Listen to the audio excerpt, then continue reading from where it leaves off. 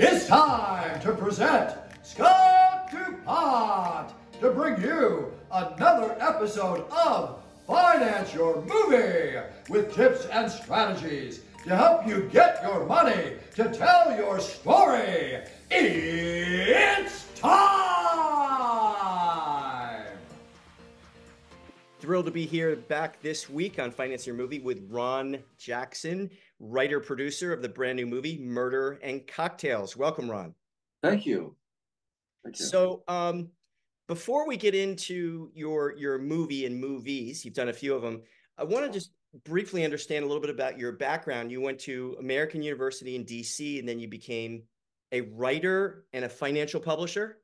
Correct, yes. I spent my entire college career avoiding writing because I thought it was hard and I hated it. So if I had an option between writing an essay or taking a test, I would take the test. And then for reasons I will never understand, I wound up becoming a professional writer, and I love it. It makes no sense to me. And is it true that you wrote the very, very famous book, The China Clipper? Yes, that's true. I did. I wrote that in 1980 specifically because I thought I could take that story and turn it into a movie. And I wrote it in a way that it could translate into a movie. And a long, torturous story is at that time in Hollywood, you could contact major studios and they would respond to you. You could write them in the mail and they would write you a letter back. So I had kind of like some good responses, and I got an agent who took the book and my outline, and months went by, and I was in San Francisco, and I saw a headline on the Hollywood Reporter which said China Clipper to be made into feature film by CBS, and my first thought was yes, and my second thought was, but no one's told me, and it was stolen. They went into the screenplay. The idea, the whole shebang was stolen by CBS. So I got my lawyer, and my lawyer said, "Here's your choice. You have enough money to fight CBS, and can you do all these other things?" And I thought, no, I can't. So it was my first. Did the movie ever get made? It was never made. They went through development and went that far. So I kind of, we're not going to be talking about this exactly, but what I did was like 25 or 30 years later, when I decided to only write screenplays, the first one I wrote was China Clipper again. So I have that banked, and it could be made into a film, but it would be big. I mean, it'd be very big budget. Yeah, but anyway. Yeah, I just had to ask that because I've heard of the book many, many times. Oh. It's been on my list. I'm actually in a history reading binge this year, so I'm going to read the book. Oh, and it's on Amazon. It's on Amazon. I will check it out. Thank you. Moving along from your writing kind of vocation, you did your first movie, 5 Hour Friends, I believe, back in 2013. Correct. Yeah. Here's what happened. My oldest son was born as a result of that movie, China Clipper, being stolen. I thought I was going to get hundreds of thousands of dollars, and my ex-wife and I decided to have a child. The movie went away, the child stayed, and I was 65, and that son called me up and he said, "Dad, if you don't start making movies now, you never will." And I thought, the kid's right. And I sat down and spent. I had to learn the structure for how to write a movie. I'm a good writer, but I didn't know how to write a film. Different skill set. Yeah, different skill set, but there are some similarities what I was doing. But regardless, I just sat down and wrote a screenplay. I got really good reviews on the screenplay. I hired a DP and a director, and I got Tom Sizemore, who Tom was good. I mean, he was Golden Globe nominated. He was the lead, and I just made it. I had never been on a film set before.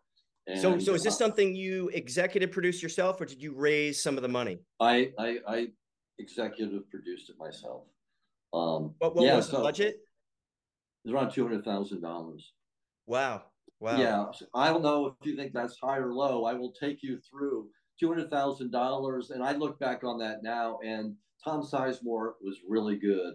And the film is still on, I think, on Tubi after 10 years. I got my last royalty check for 7 cents. So good work, Ron, there. Um, and then there were a lot of kind of production mistakes made that I can go back and look at now.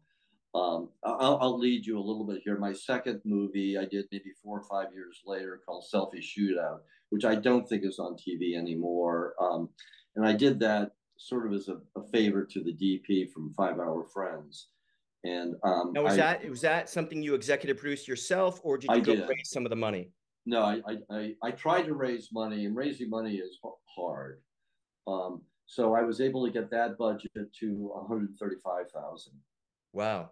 Um, and in some ways, it's a better movie than 5 Hour Friends, but it was a quirky movie.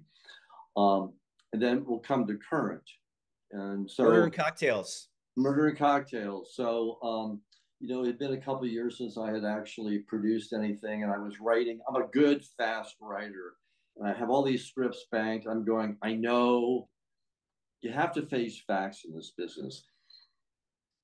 It's hard to get people to give you money. It's hard for people to bet on art, which is what we're doing in the end. We're making art, and somebody's got to say, I'll give you $1 million because I like the idea of your art. That's a hard sell. So I decided that I would write a script and do what I could do financially that made sense. So it is almost, I don't think anybody's going to tell you this. I will. If you're making a movie like I do, and it goes on VOD, which is to say, it goes on Prime, it goes on iTunes, it goes on Vudu, it goes on Google, wherever it goes. Maybe it goes on some cable outlets. When you make a movie like that, I don't care what it is, the level we're talking about, you're going to make $50,000. That's what you can make. No one's going to tell you that, but you're not going to, unless you are lucky, unless lightning strikes, pretty much the amount of money you're going to get off that kind of effort from that kind of sale is going to be $50,000. And I was told by a couple sales agents, you want to make a movie, you want to break even, don't invest more than $50,000. So when I finally decided that the bug had gotten to the point where I couldn't stand it anymore, I had to make another movie. I decided to do it kind of backwards, which was I was going to write something and produce something and put a location that I could get my arms around financially and not spend $135,000 or $200,000, because even though those films got very close to breaking even, I think that was more, I was exceptional to be able to get that kind of money back. But I was done with Brothers McMullen, you're writing for locations that you can secure at a reasonable fee. Correct. In this case, Murder and Cocktails, a free location, because I made it in San Diego in my condo. So there are outside shots, but they're pickup shots that my brother did. So you'll see scenes of downtown San Diego or the beach or the piers or whatever that are lovely, but they're sort of, but they're not done. It's not the story. The story was 100% inside the walls of my condominium. Most of it shot in a little area that I call the lounge, which is where four chairs are and where my girlfriend and I sit every night. We do have cocktails and listen to music for about an hour or so. I hired a crew that I knew could do the job, but was not excessive. So I had a cameraman, an assistant. My brother did the B-roll. I had one sound guy. So $50,000 budget. $50,000 budget. Did you get any outside investors this time? No, I didn't even try. I'll take that back. I did try one avenue, and it failed. I thought, I'm not going to go through. It's almost certainly, I hate to say this, it's almost certainly a dead end unless you've got family or friends who are willing to do something. But going to a film producer someplace and getting money, I've done this for 10 years. I don't know how you do it. So I think, quick question. Not trying to put you on the spot here, but did you have a professional business plan and a line item budget and some of the tools, or were you just kind of reaching out to friends and family? No, no, I didn't ask any. The one place I went to ask for money, I did it through my entertainment attorney, and she went to a producer who was interested in the Murder and Cocktails is a murder mystery, and it's a very popular, doable, familiar, well-established genre. Um, so she went to one production company, and they told me all the things that were wrong with the script, which were wrong. They were wrong. Yeah. And I thought, I'm just not going to go through the pain. So I was hoping for a $50,000 budget, but I thought I was willing to go 75, 50,000 because I knew I could get that back. 75 because my other two movies brought in more than $50,000. So I thought I could probably safely go to 75. So I have one more bill to pay as of today, January 22nd, which will make the final all in about $78,000. So in my head, I'm $3,000 over where I wanted to be, and I think that's very manageable. But the way I was able to do it was, number one, it was all done in a very contained location. And Smart. if you, well, and I'll tell you, you can only do a one location movie if you have something that has internal tension in the script. So a lot of your viewers will probably not remember or know Lifeboat, an Alfred Hitchcock movie made in a lifeboat. Brilliant. It was brilliant, right? And it had all the things that you needed in the story contained in a lifeboat. Alfred Hitchcock did Rear Window, one location. Another Jimmy brilliant Stewart movie. Yeah, exactly. So you can get away with a small one location movie if you have a script that is that has the internal tension that you can contain there. So as I said, when I started to put this project together, I thought, okay, I can manage and afford my condo. But I need to have a script that is able to be contained and exciting in that area.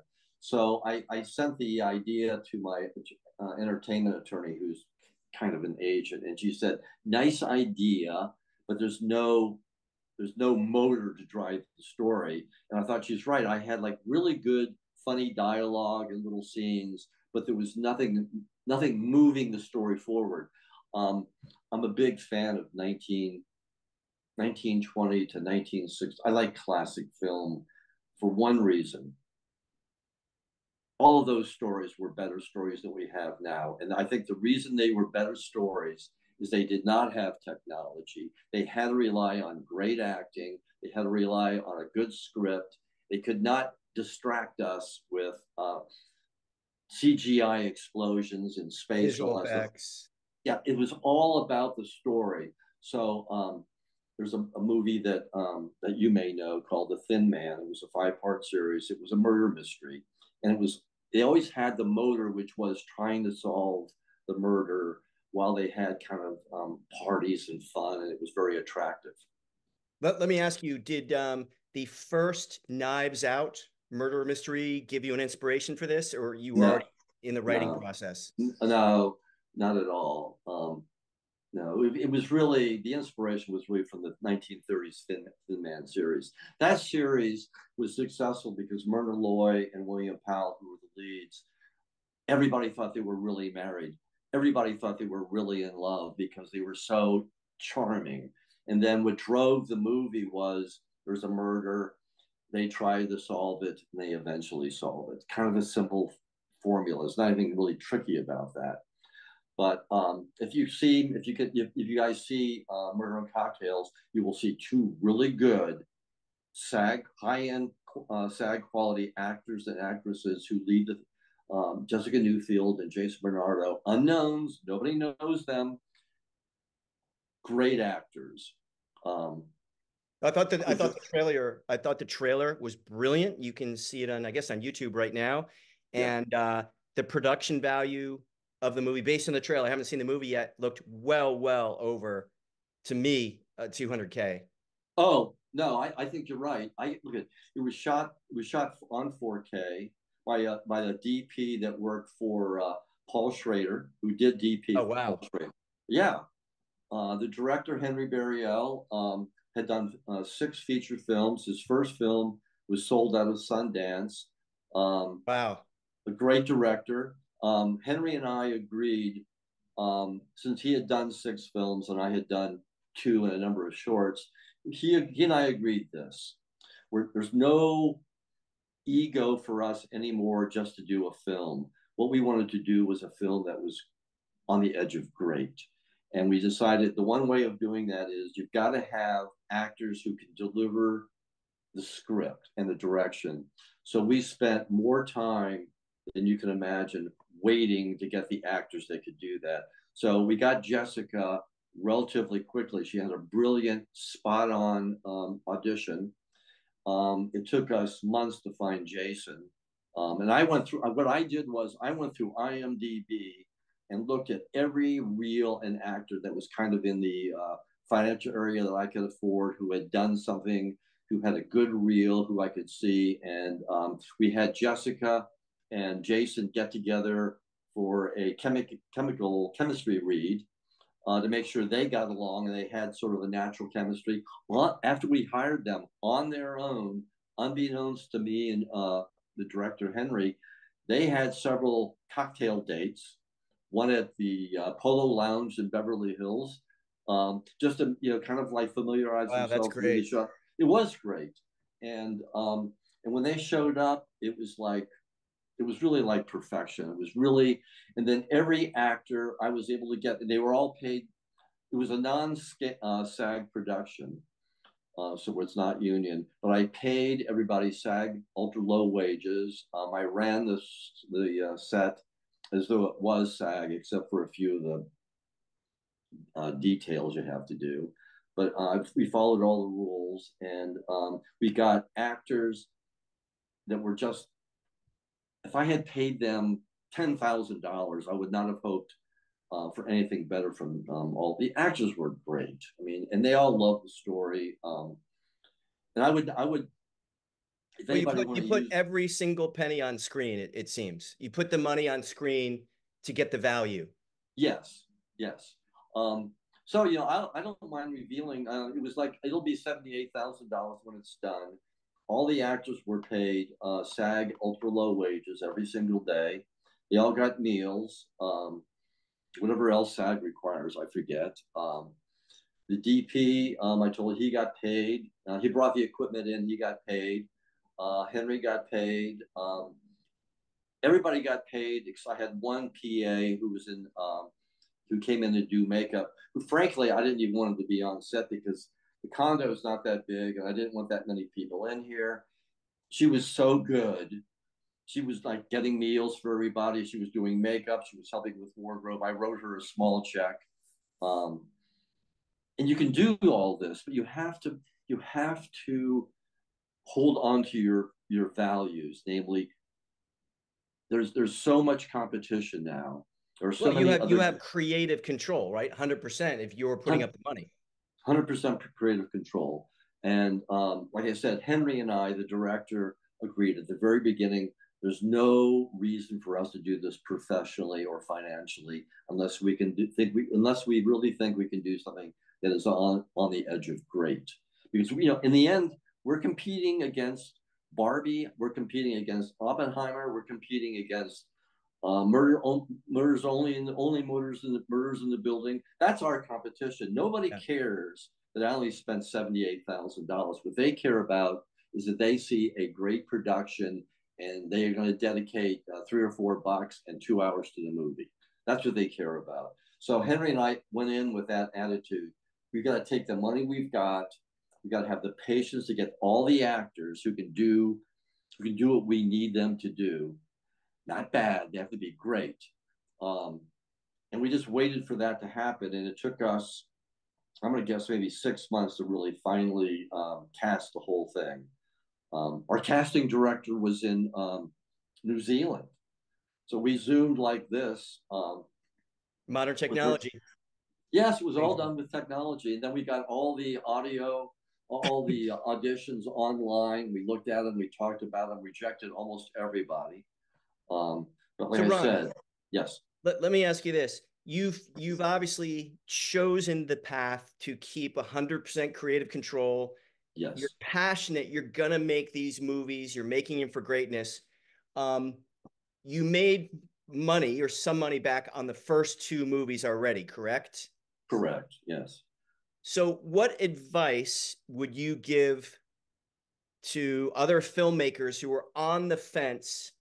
Do I go out and raise money, which you have not done successfully, or do I just do it myself? What Yeah. advice would you do to those kind of asking that question? Do I finance my own movie? Well, I'll premise it by this: if I'm not mistaken, Orson Welles, who was a great director and actor back in the '50s, who came from Broadway, when he went to Hollywood to make movies, he said this: "Little did I know I was getting involved with the world's most expensive art form."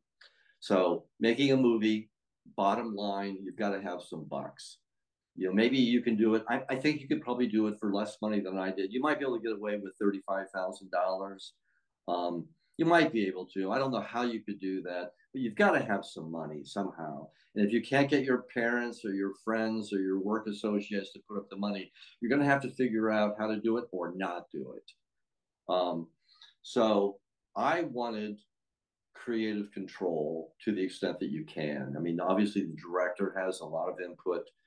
The actors have their own ideas, but you're going into the deal with people that you can work with who have a similar vision, and you needed one unified vision. Henry and I worked together great.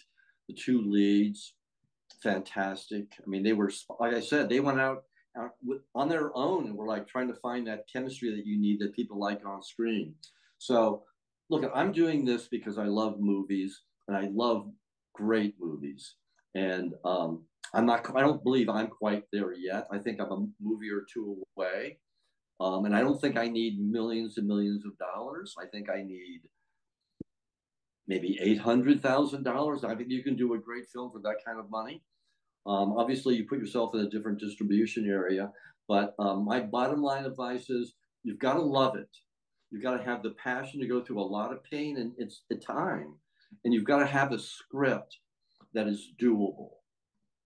And once you have that, I have a lot of respect for you stepping up to the plate on these three films and doing it yourself. A lot of people don't put their money up. I wish you all the best on Murder and Cocktails. You can see the trailer now. And where can people see the film? Well, today's January 22nd. By chance, it goes on Prime tomorrow. It goes on iTunes tomorrow. And it'll be on virtually every cable outlet like Spectrum, Cox, whatever. I mean, there's 15 or 20 of those guys who do it. So I think it's going to be $3 or $4. So yeah, I mean, if nothing else, I would encourage your viewers to watch the movie to see what you can get, what you can actually do for $78,000. If anybody wants to follow me, I'm on Twitter at Nifty Indies, and you can email me at ronj905 ronj905 at outlook.com. If I get a reasonable number of emails that I can handle, I'll answer pretty much any question. If I get too many emails, I'm going to have to probably not respond to everything or fast. I think the movies can be a financial lesson. This is what you can get that's really good for not very much money and probably get paid back for it as well. Yeah, well, I really, really respect your commitment. If you ever decide to do a higher budget movie and you want to go outside to combine your resources along with independent outside investors, you and I should talk. Okay. I wish you all the best, and big shout out to Vision Films for picking it up. Brand new film, Murders and Cocktails. Thank you. Appreciate it. Thank you. It's time! There's never been a better time to make your own film. And if you have a dream project you're excited about and 100% committed to getting it funded, go to financeyourmovie.com, click on the green telephone. You'll see our calendar and find an open spot. We'll do a one-on-one call, which will be the best hour you've ever spent getting clarity and strategy towards financing your movie.